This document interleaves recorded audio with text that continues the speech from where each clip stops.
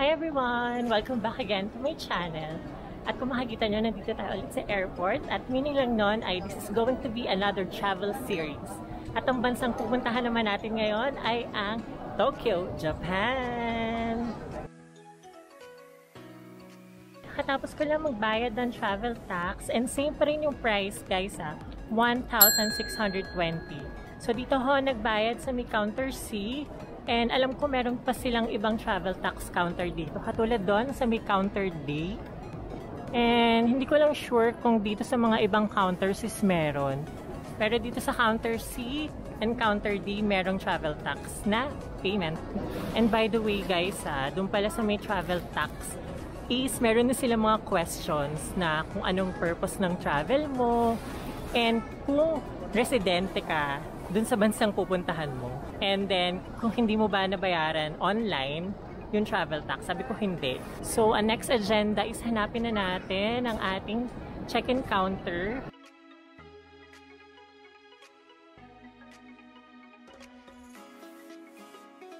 Nakuha na natin ang ating boarding pass. And by the way guys, reminder lang, ang dami ng tao dito sa airport. Dumating ako dito sa airport ng 12:47.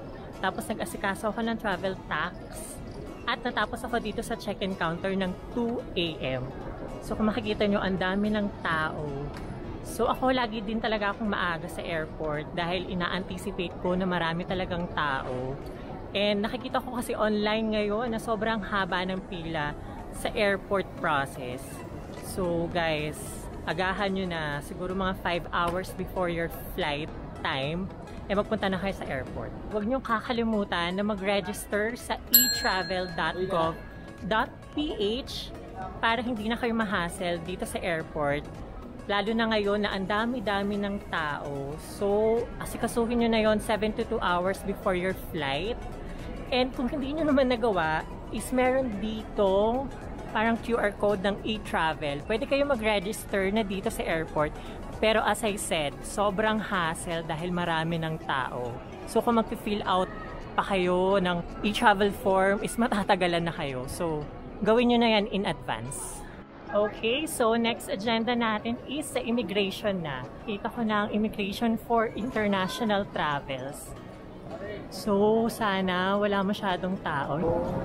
Ayan, wala masyadong tao sa immigration. So bawal lang mag-video, update ko na lang kayo kung ano mangyayari later. A little longer than a few minutes later. And kakatapos ko lang sa immigration at sa may security check at inabot lahat ng process doon ng 20 minutes.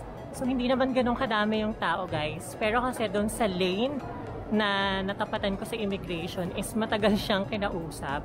Tapos nagpakita pa siya ng mga documents niya. 20 minutes lang naman yon, pero syempre kung nagmamadali ka at naghahabol ka ng oras, is talagang mahahassle ka talaga. So ayan, hanapin muna natin ang ating boarding gate at pagdating doon na tayo magchichikahan. Pagkapasok ko dito sa airport, ang una kong inasikaso ay yung travel tax. At ang presyo ng travel tax, it's still 1,620. And yung travel tax na yun guys pwede nyong bayaran yun pag nag-process kayo ng booking nyo sa Cebu Pacific. Pag online nyo binayaran is alam ko merong processing fee. Usually is online ako nagbabayad ng travel tax ko. Parang first time ko lang magbabayad ng travel tax dito sa may airport. And less hassle nga guys pag nag-book kayo online dahil hindi nyo na kailangan pumila. Di ba, kung nagmamadali kayo is another hassle pa yon na pumila sa may travel tax. Lalo na kung ganito na maraming tao. So, doon naman sa may check-in counter ay binigay ko lang yung passport ko and then yung resibo ng travel tax. And then, ay kinuha na niya yung check-in baggage ko. Meron akong dalawang carry-on na dala. Itong sling bag ko and then may dala akong backpack. Dahil sabi ko nga, dala ko yung laptop ko ngayon. Tinanong ko sa kanya kung kailangan i-weigh din ba niya tong dalawang dala ko. Sabi niya is okay na. So sa may immigration naman, ang tinanong sa akin ng immigration officer ay kung nag-work ako. Sabi ko, freelance fashion stylist ako at nagpo-focus din ako sa YouTube channel ko. And then tinanong niya ako kung may kasama ba ako. Sabi ko wala. At tinanong din niya ako kung kailan ang balik ko. So sinabi ko yung return date ko. And then, nag-pause pa siya sandali eh. So, kala ko meron pa siyang itatanong. Pero wala na. Picture na agad. Tapos tatak na din agad. And by the way guys, yung e-travel ay hindi na hinanap sa may immigration dahil automatic na nila yun na makikita kapag hiningi nila sa inyo yung passport nyo. Kaya napaka-importante talaga na mag-register kayo ng e-travel para hindi na kayo ma-hassle pagdating nyo pa sa immigration. And para pala dito sa trip ko sa Japan guys, ay kumuha ulit ako ng insurance. At ang insurance na kinuha ko is sa Klook ulit, yung Travel Joy. Ang price ng Travel Joy insurance na nakuha ko sa Klook is 337 pesos at good na yon for 5 days na stay ko sa May Japan. Hindi naman required na kumuha ng insurance. Pero syempre guys, 'di ba? Mas panatag tayo kung meron tayong insurance dahil hindi natin alam kung ano ang mga pwedeng mangyari pag nasa ibang bansa tayo at sana wala naman. Pagdasal natin na wala naman. So napaka-importante pa rin talaga na kumuha ng insurance. And by the way guys, meron palang isang requirement para makapasok sa Japan ay yun ay ang mag-register at mag-fill out ng details sa may Visit Japan web. Ilalagay ko na lang yung website ng Visit Japan web sa may description box. Madali lang naman yung mga question dun guys. Ilalagay nyo lang dun yung entry details nyo, yung pangalan ng hotel na pagsistayan nyo, kung ilang araw kayo sa Japan, and then meron din dun customs declaration. And then may mga question lang din dun na kung magdadala ba kayo ng mga prohibited stuff. Ganun yung mga usual question doon. Mga 15 questions lang naman yon. Pero huwag kayong ma-overwhelm.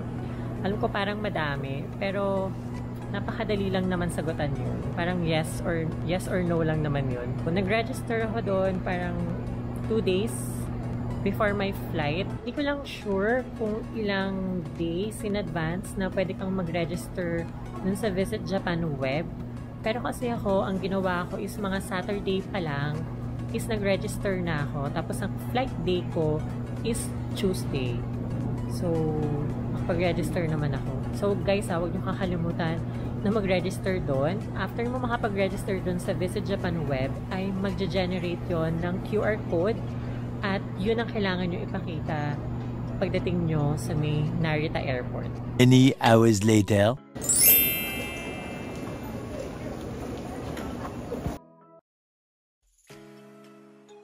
Morning! Good morning. What's your seat? First aisle, window side.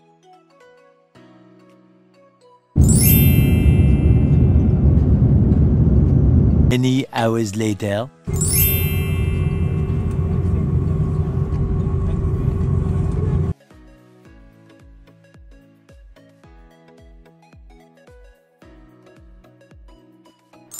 Finally, nandito na tayo sa May Japan. Dito na tayo ngayon sa may Narita International Airport. Yan ang arrivals. So dyan tayo, ang daming tao. Travel from Manila, pupunta dito sa Japan is 4 hours.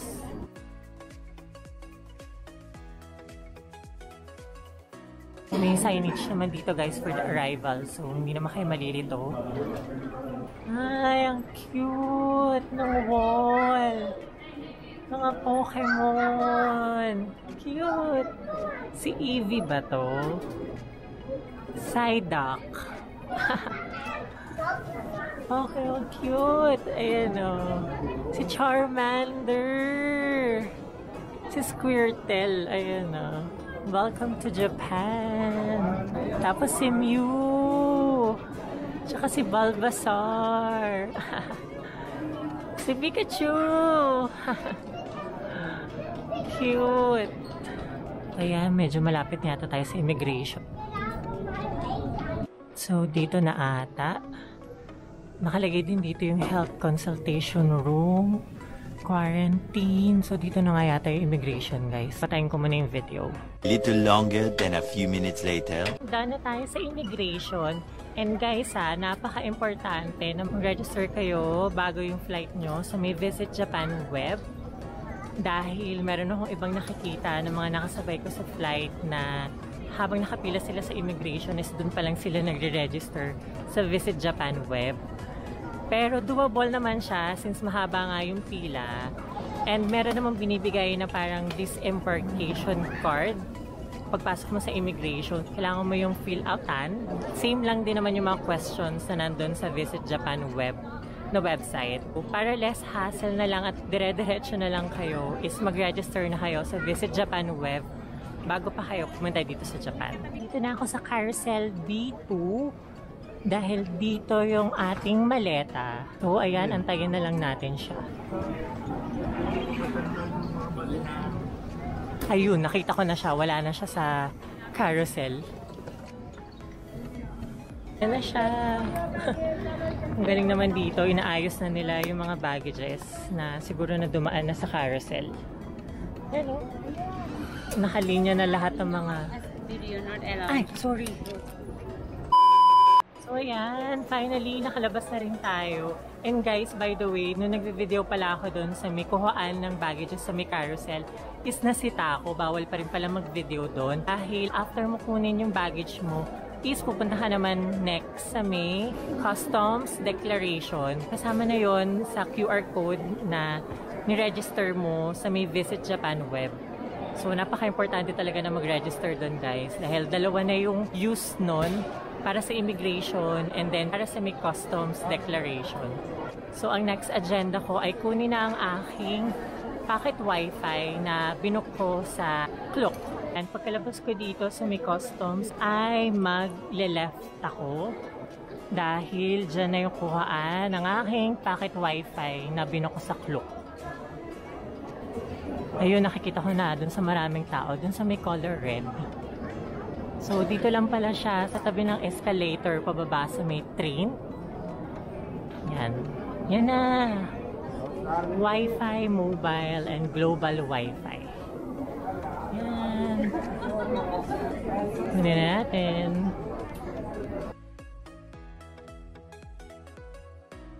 A little longer than a few minutes later. Yan, nakuha ko na ang aking packet Wi-Fi. And gumagana na siya. And ang price pala ng pocket wifi na to guys is 843 pesos and 9 cents. Ang good na yun for 5 days na stay ko dito sa May Japan. Meron pala siyang 3 gigabytes per day. And ang maganda rin dito guys is meron siyang kasama na power bank. Tapos ito yung outlet niya para ma-charge yung power bank. Tsaka ito pocket wifi. Ilalagay ko na lang yung link ng Klook Pocket Wi-Fi na to na binook ko para dito sa aking Japan trip. Yan o. Gumagana na siya. Meron na akong Wi-Fi. Let's go. So, dito rin pala guys, sa kuhaan ng Wi-Fi is meron silang return box. Kung walang personnel, pwede nyo na dyan i-return yung pocket Wi-Fi. So ayan, ang next agenda naman natin ay pupunta na tayo sa train dahil nagtanong na ako sa information at sabi nila is nandun yung 7-Eleven kung saan ako mag-withdraw. So ayan, pagkababa dito sa escalator is magra-right. So ayan na yung 7-Eleven. And dyan ako mag-withdraw sa may 7-Eleven na ATM. Dahil sa mga napapanood ko na vlogs is mas maganda daw ang withdrawhan dyan. So, let's go! So, ayan. Try na nating mag-withdraw. So, ang card na gagamitin natin ay BPI. At ang plano ko, budget lang na gagamitin ko para sa trip ko dito sa Japan is 15,000. So, tignan natin kung magkakasya yan para sa ating 5 days and 4 nights na trip dito sa Japan. So, yan, napasok ko na yung card ko. So, meron naman English. So, binabasa niya na yung card. Yung pala pangalan niya, 7 Bank. So, withdrawal. So, merong international transaction fee. So, yan, wala pa naman nakalagay. So, confirm. So, dito tayo sa savings. So, lagyan na natin yung PIN natin. Confirm. So, ang plano kong withdrawin is 40,000.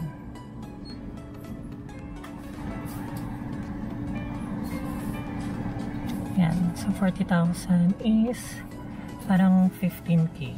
So, confirm. So, confirm ulit. So, yan. Wala ATM transaction fee 0. Exchange rate is 2.5 para sa piso. Tapos, ang convert is 15,915 pesos. So, ito ang gamitin natin. JPY. So guys, pumanik ako ulit dito sa may taas dahil hindi gumana yung card ko dun sa may 7-Eleven. Nagkaroon ng nakalagay is temporarily out of service. So grabe, na-stress ako. Pero trinay ko naman siya dito sa isang ATM. Dito sa kulay green na to, International ATM Service. And luckily, gumana naman siya. So, siguro hindi lang tinatanggap yung card ko. Ang card ko nga pala guys is BPI debit. So, Mastercard yun. So, kung ganun din ang card nyo, wag nyo nang balakin, itry mag-withdraw dun sa may 7-Eleven. Nang balakin na itry mag-withdraw dun sa may 7-Eleven dahil hindi siya gumagana. Grabe, na-stress na ako. Tinawagan ko pa nga yung mga relatives ko sa Pilipinas para tawagan yung BPI. Lagi ko naman ginagamit yung card ko sa mga international trip ko. So, baka lang dun sa may bangko talaga ng 7-Eleven yung may problema. Hindi yung card ko. So, ayan. So, okay na tayo. Nakapag-withdraw na tayo. So, dito na yung part na mga kinalilituhan ng mga nagpupunta dito sa Japan. So, ang agenda ko dito is hanapin yung Welcome Suica, yung Suica card. Tatanong na ako dito sa may information dahil hindi ko makita yung booth dun sa Welcome Suica. So, ang haba ng pila guys. Didiretso na lang ako dito sa may Skyliner and KC information. Dito, dyan sa may color blue. Tanong ako dun kay ate, dito sa tabi, and tinuro niya ako dito na dito pala, pwede na tayo kumuha ng Suica card. Ayan, Welcome Suica. So, pasok na tayo dito. So, ayan guys, nakapag-purchase na ako ng Welcome Suica. Etong Welcome Suica guys, ang pinakaiba lang nato dun sa Suica na green card is yung green card is alam ko parang forever na yung pwedeng gamitin. Pero itong Welcome Suica is for 28 days lang. Tapos hindi, may expire na siya. Hindi na siya gagana. Tapos, ito yung mga starting amount na pwede nyo i-purchase dito. Meron silang 1,000 yen, 2,000 yen, 3,000 yen, 4,000 yen, 5,000 yen, and 10,000 yen. So, ang kinuha ko is 5,000 yen para na yun sa buong trip ko dito sa Japan. So, yan. Try na natin siya. So, yan na guys. Mag-Heisei. Pero ang nakita ko ditong next trip niya is 3:27 PM. 2:47 PM pa lang. So, mag-aantay pa tayo. Okay na yun. Antayin na lang natin dun sa baba. So, let's go. So, yan, Keisei line. So, ayan siya, guys. Yung Keisei line is yung kulay orange. Try na natin yung ating card.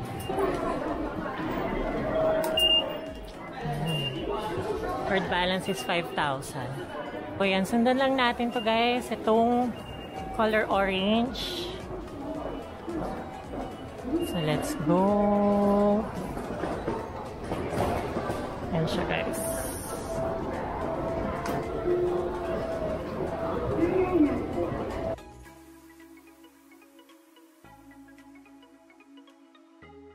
So, yan. Dito tayo sa may number 1.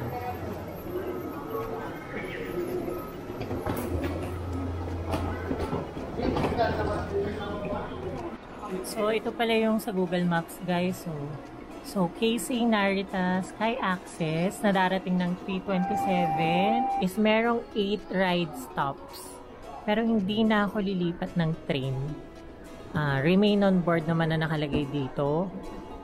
Tapos, may another 5 stops. Tapos, bababa ako dito sa Higashi, Nihonbashi Station. Tapos, lakad. Tapos, kailangan kong pumunta dito sa may Shinjuku line ng Bakuro Yokoyama Station. Tapos, bababa na ako na sa Shinjuku Sanchome Station. Tas 7 minutes walk sa may aking hotel. So, ayan. Let's go! Grabe. Totoo pala talaga guys na nakaka-overwhelm yung train station dito sa airport. So, kailangan lang din natin magtanong-tanong at reliable naman si Google Maps. Sinasabi naman niya lahat ng information doon. So, dito dapat kayo tumingin guys ha. Kasi nandyan lahat ng details ng train. Hindi pa ako dyan dahil 3:27 pa yung train ko. So, yun yung mga upcoming train. 3:02 tsaka 3:16. Pa-uwi, no? Kailangan yung bantayan dyan yan, guys, ha? So, ayan na ako. 3:27. Few minutes later. Ayan na, yung next na patating na train. Is yung sasakyan natin. Anishi Magome. Sky Access pala tawag dito guys sa train na sasakyan natin. So yan, train arriving na. On time naman sila guys. Let's go! So ayan na ang train na sasakyan natin.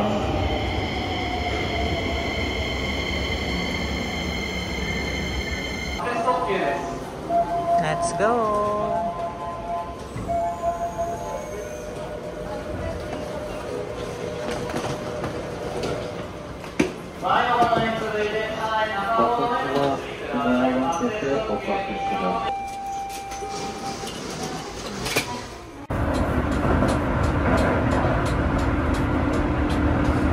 An eternity later.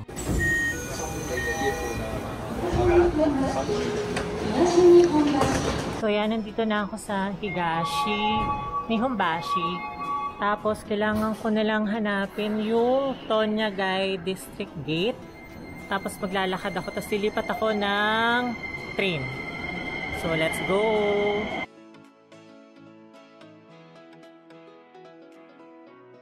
So yan, nakita ko na yung exitan ko. Ito, Shinjuku Line. So tara, exit na tayo dito.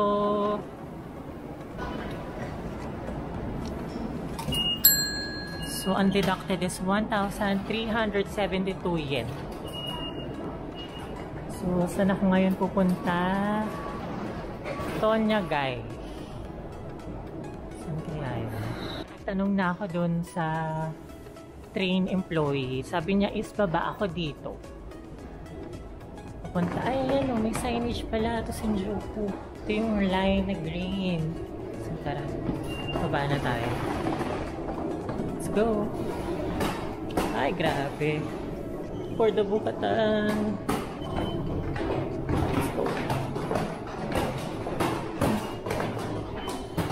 Susundan lang natin tong Shinjuku line. So, yan. Let's go. Bakuriyama Station ang sasakyan natin. So, panik tayo. Oh my gosh.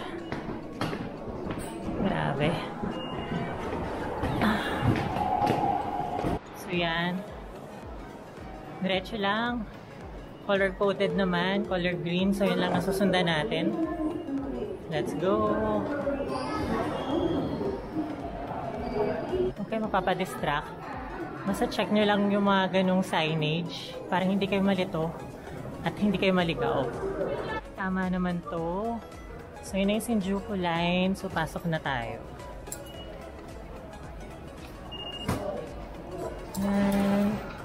Tapos, nung tinanong ko doon sa employee, sabi niya is baba ako dito. Yun, may escalator. Let's go. Ayan, Shinjuku line. Ayan, Shinjuku Sanchome. Doon ako bababa. So, let's go. Susundan ko lang to.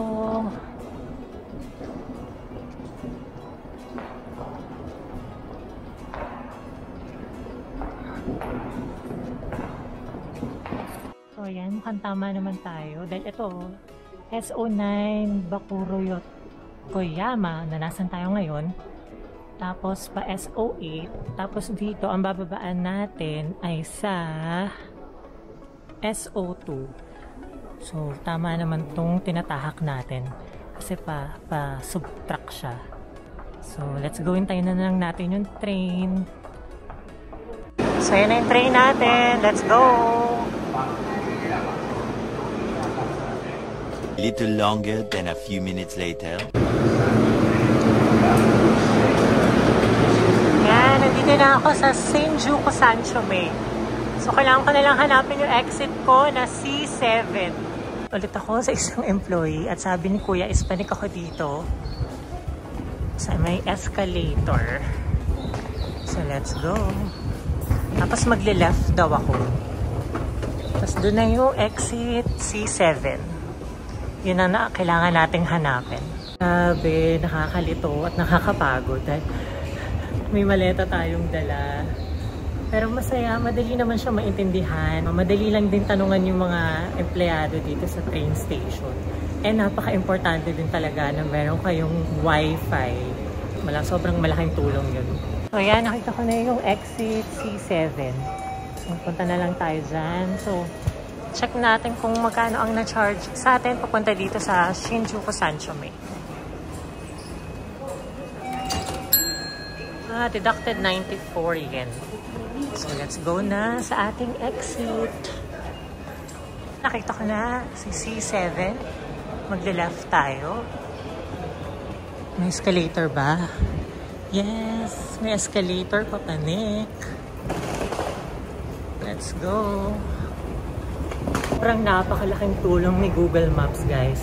Napaka-specific ni Google Maps. Gosh, doon na pala natigil yung escalator. Kailangan natin mag-stairs. Let's go. Anong oras na? Ba't ang dilim na sa labas? Oh my gosh, 5 PM pa lang. Pero ang dilim na. Ang lamig dito sa labas, guys. Kailangan ko nakalabas. Hindi siya Baguio eh. Mas malamig pa sa Baguio. So, hanapin na natin ang ating hotel. Ito is 4 minutes away na lang dito. So, hanapin ko muna siya. Diretso lang. Tapos magle-left daw ako dito. Grabe, ang ganda ng buwan, no? So yan, mag-left tayo. Ay, tama naman yung dinaanan ko kanina. Dinaan lang niya ako sa kanto. Tapos mag-right.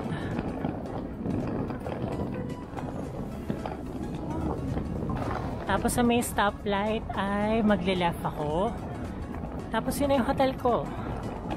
So let's go. Daming mga kainan. So na lang ako magde-dinner. Check-in muna ako. Ay, ayan yung affordable na kainan. Sukiya. Malapit lang pala siya sa hotel ko. Ayan siya, guys. Sukiya. Zoom ko na lang. Yan. Tapos magle-left na ako dito sa stoplight. Tapos dire-diretso, yun na yung hotel ko. Katabi pa lang Family Mart yung hotel ko. So yan. Ito na ako sa aking hotel.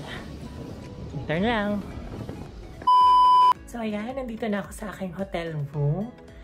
And finally, nakarating na rin tayo dito after so many ligaw and lakad. And buhat ng ating maleta. Nakakalito pero masaya dahil kakaiba. First time natin na-experience yung Japan transportation and sobrang interesting. Kailangan lang talaga natin kabisaduhin. Hindi naman kabisaduhin, na parang kailangan lang natin bantayan yung mga dinadaanan natin. Dahil ang maganda rin pala dito is color-coded yung mga daanan, yung mga pupuntahan mo. So katulad kanina, yung Shinjuku, papunta sa Shinjuku, is naka-color green yun. Parang lime green. So yun, sinundan ko lang yung walkway na yun and nakapunta rin ako sa pupuntahan ko. So kung mabot kayo sa huling part ng video to is maraming salamat sa pagsama sa akin from Manila pupunta dito sa may Tokyo, Japan. Nag-enjoy kayo sa video na to kahit nakakalito, kahit na parang feeling ko hindi masyadong detailed yung nabigay ko is Maraming salamat sa panonood. So don't forget to like, share, and subscribe at pakipindot na rin yung bell icon para maging updated kayo sa mga bagong videos ko. Huwag na rin kakalimutan na i-follow ako sa lahat ng mga social media accounts ko. Nakalagay naman yung mga link sa description box below. And again, thank you for watching and see you on my next Tokyo, Japan vlog. Bye!